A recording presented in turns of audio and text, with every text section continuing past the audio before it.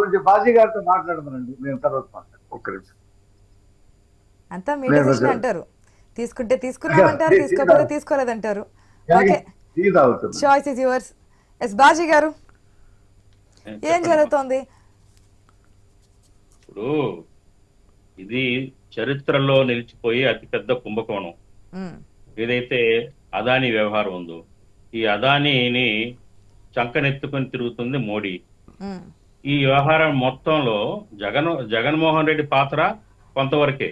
ఆయన 1750 కోట్లు లంచం తీసుకొని రాష్ట్రంలో ఒక 50 పైసలు ఎక్కువ ధరకి విద్యుత్తుని కొనే ఒప్పందం 25 ఏళ్ల పాటు చేసుకున్నాడు. అది ఆయన దురాశతోటి, స్వార్థంతో, దుర్బుద్ధితోటి చేశాడు కాబట్టి శిక్షార్హుడు. ఆ జగన్మోహన్ రెడ్డి గారి మీద కూడా విచారణ జరిపి ఆయన మీద చర్యలు తీసుకోవాలి. అయితే దీనికంటే ప్రధానమైన అంశాలు ఏంటంటే, ఈవేళ దేశంలో మరి అదానీ యొక్క ప్రభావం, అదానీ యొక్క సామ్రాజ్యం ఎంతో విస్తరిస్తా ఉంది అనేక రంగాలు. నౌకాశ్రయాలు కానివ్వండి, తర్వాత ఎయిర్పోర్ట్లు కానివ్వండి, విద్యుత్ కానివ్వండి, థర్మల్ విద్యుత్ కానివ్వండి, హైడ్రా ఒప్పందాలు కానివ్వండి, రోడ్లు కానివ్వండి, ఇలా మొత్తం భారతదేశ నిర్మాణం ఏదైతే ఇన్ఫ్రాస్ట్రక్చర్ కు సంబంధించిన అంశాలన్నీ కూడా ఆయనకే అప్పచెప్పారు మోడీ గారు.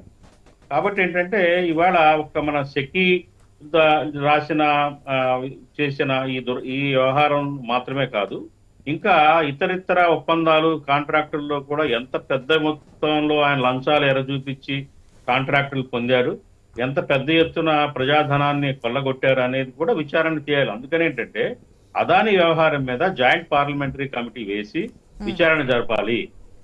అట్లాగే ఏంటంటే ఈ ఏదైతే పర్టికులర్ గా ఈ సౌర విద్యుత్తుకు సంబంధించిన మన రాష్ట్రానికి కానీ ఇతర 5-6 రాష్ట్రాలతో జరిగిన ఈ క్రయ విక్రయాల ఒప్పందంలో కనుక చూస్తే దీని మీద సిబిఐ విచారణ జరపాలి. ఎందుకంటే ఏసీబీ విచారణ జరపాలి అని చెప్పేసి ఏదో ప్రపోజల్స్ ఎవరో చేసినట్టుగా మీరే ఇంటర్వ్యూలో చెప్పారు. కానీ ఏసీబీ విచారణ అనేది సూట్ కాదు దీనికి. కారణం ఏంటంటే ఏసీబీ అన్నది కేవలం దాని యొక్క పాత్ర కరప్షన్ ని అరికట్టడం, ప్రివెంట్ చేయడం, కరప్షన్ జరగకుండా చూడటం, జరిగినా కానీ అధికారులు ఏదైతే ఉన్నారో వాళ్ళ మీద చర్యలు తీసుకొని దాన్ని ఫర్దర్ జరగకుండా చూడటం.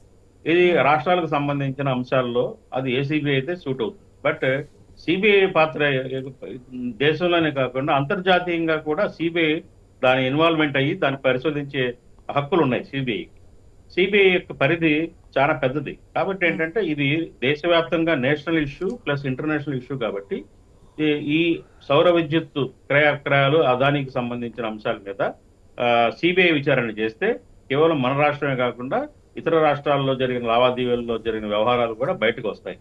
కాబట్టి మా కాంగ్రెస్ పార్టీ నుంచి మేము డిమాండ్ చేస్తుంది ఏంటంటే జేపీసీ వేయటం ఒకటి, అదానీ వ్యవహారాల మీద అదానీ టోటల్ గా అదానీ కంపెనీస్ ని బ్లాక్ లిస్ట్ లో పెట్టాలి. అట్లాగే ఇప్పటివరకే మన రాష్ట్రంలో కానివ్వండి మరి ఏదైతే ఈ సౌర విద్యుత్ ఇప్పటికే చాలా చాలా చోట్ల రద్దు అవుతున్నాయి. ఇప్పుడు శ్రీలంక కూడా ఒక కమిటీ వేశారు, బంగ్లాదేశ్ లో కూడా ఒక కమిటీ వేశారు దీనికి ఒక అడ్వకేట్స్ తోటి.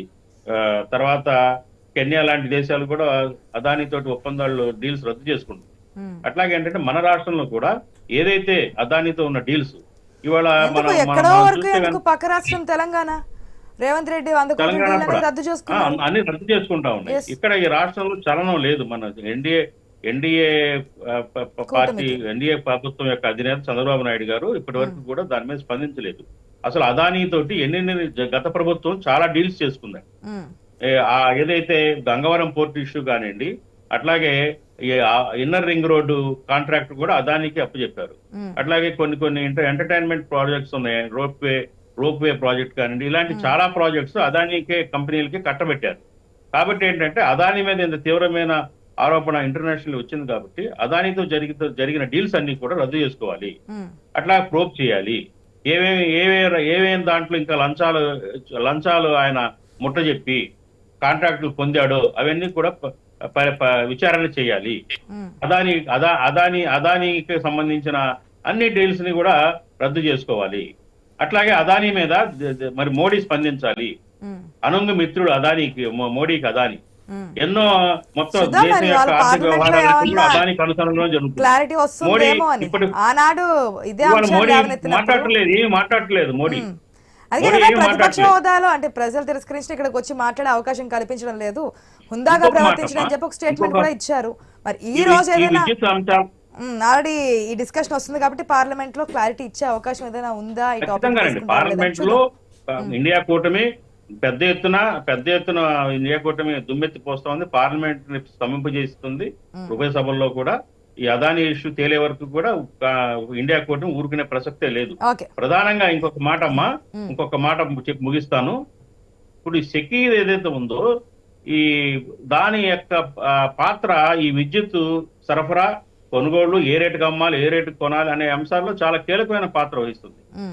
ఇదే సంస్థ తక్కువ రేటుకి ఒక పక్క గుజరాత్ లో తక్కువ రేటుకి ₹1.99 రికమెండ్ చేసి ఏపీ ప్రభుత్వాన్ని ₹2.49 కొనమని మరి లెటర్ రాయటం సెప్టెంబర్ 15, 2021లో జగన్ గవర్నమెంట్ కి లెటర్ రాయటం జరిగింది. ఎందుకు ఈ వేరియేషన్, డిస్క్రిమినేషన్ ఏంటి అంటే సెకీలో కూడా దాని ప్రాతినిధ్యం వహిస్తున్న ఏదైతే ఉన్నారో వాళ్ళు కూడా పెద్ద ఎత్తున లంచాలు తిని పెద్ద ఎత్తున మామూళ్ళకి వ్యవహారం అంతా కూడా నడుస్తా ఉంది. ఎందుకంటే సౌర విద్యుత్ పలకాల కాస్ట్ 89% తగ్గిందని మనం చూస్తున్నాం. రాబోయే 25 సంవత్సరాలు ఇంకా తగ్గే అవకాశం కూడా తగ్గినప్పుడు ఉంటుంది. ప్రొడక్షన్ కాస్ట్ కూడా తగ్గుద్దండి. ఒకప్పుడు సౌర విద్యుత్ కాస్ట్లీ, బట్ తగ్గిపోయింది బాగా. అవును. ఇవాళ మన ఇళ్లలో కూడా సబ్సిడీల మీద